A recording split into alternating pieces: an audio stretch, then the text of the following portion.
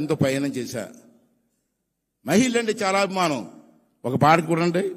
ఆ రోజు గుండమ్మ కథలో లేచింది నిద్ర లేచింది మహిళ లోకం అన్నారు చూసారా, అన్నారా?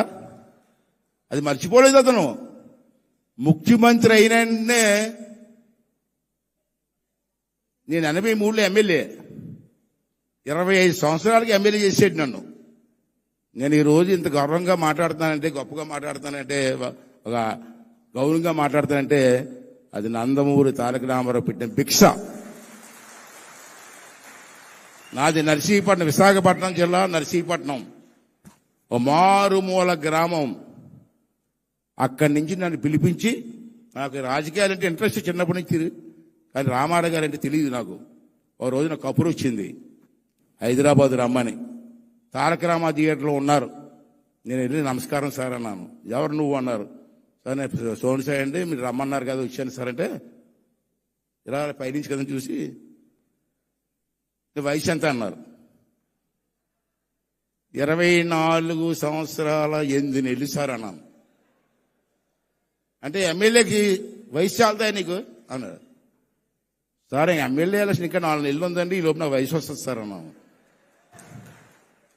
అని నవ్వి భుజం మీద కొట్టి, నువ్వే ఎమ్మెల్యే వెళ్ళు అన్నాడు. అంతే, ఎమ్మెల్యే అయిపోయావు. తర్వాత నాదెండ్ల భాస్కర్ రావు టైంలో ప్రభుత్వం పడిపోయింది.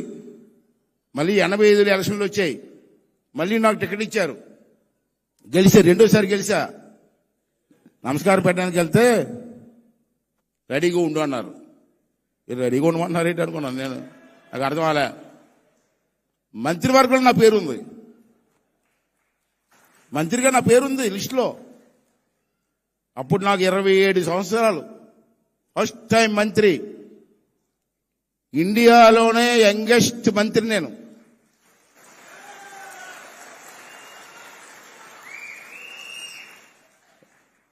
ఒక పనికిమాలిన పల్లెటూరులో ఎక్కడో పుట్టినోని తీసుకొచ్చి ఇండియాలో నెంబర్ 1గా నిలబెట్టిన వ్యక్తి ఆ మహానుభావుడు కాదండి.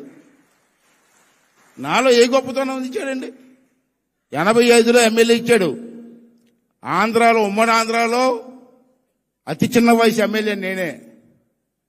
మళ్ళీ మంత్రి ఇచ్చాడు, అతి చిన్న మంత్రి భారతదేశంలో నేనే. అంత గౌరవం ఇచ్చినటువంటి వ్యక్తిని నాకు ఏం చూసి ఇచ్చారండి. ఒక వెనకబడిన ప్రాంతం నుంచి వచ్చాడు, చదువుకున్న కుర్రవాడు, ఇన్ని రాజకీయాల్లో తీసుకుని ఇచ్చారు.